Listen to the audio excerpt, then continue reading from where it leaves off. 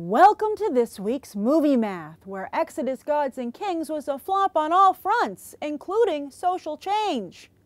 While the Ridley Scott and Christian Bale flick was able to easily take the top spot, it debuted with just $24 million, only about half of what Darren Aronofsky and Russell Crowe pulled in earlier this same year with Noah. Scott himself even did better with Crowe, as 2010's Robin Hood also opened higher. But before anyone claims a victory for those who called for a boycott of Exodus Gods and Kings due to its whitewashed cast, take note that 20% of the audience was black and 18% was Latino. That means if anyone's going to take a hit here, it's likely Bale, who clearly has trouble holding his own at the box office, even post-Batman. His next film is with Terrence Malick, and considering Malick's own box office track record, that collaboration is also unlikely to boost Bale's numbers. Maybe he shouldn't have turned down that Steve Jobs role, twice, first with David Fincher at the helm and then Danny Boyle. As for the rest of the talent prominently involved with Exodus Gods and Kings, Scott and Joel Edgerton clearly know how the Hollywood game is played, with several films in various stages already secure.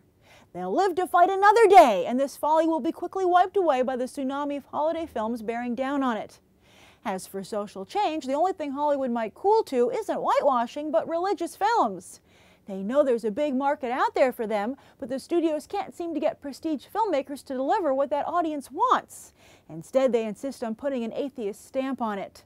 Just remember, The Passion of the Christ remains the most successful religious film of all time, over $600 million worldwide on a $30 million budget no less, and Mel Gibson was pretty darn faithful to the source material.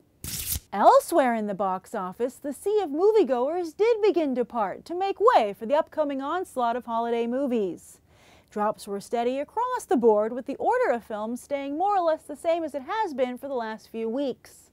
Chris Rock's Top 5 made a solid debut at number 4 in less than 1,000 theaters, with a respectable per-theater average.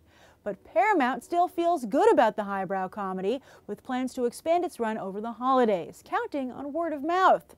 Yet will audiences really be talking about Top 5 if it continues to not land any awards nominations while Selma racks them up?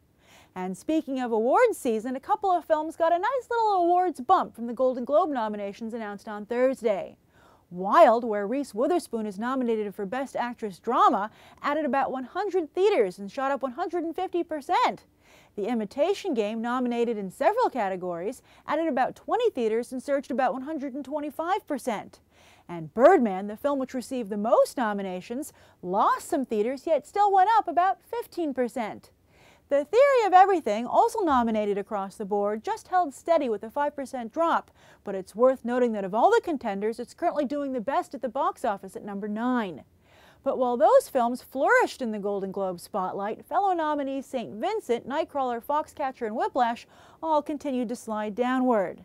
And while Inherent Vice had a respectable debut in 5 theaters with a per-theater average of about $60,000, it's nowhere near the stellar per-theater average of Paul Thomas Anderson and Joaquin Phoenix's last collaboration, The Master. Ah, The Master. Remember the shock of that art house masterpiece that seemed too big to fail, yet sank like the Titanic? At least that was a story.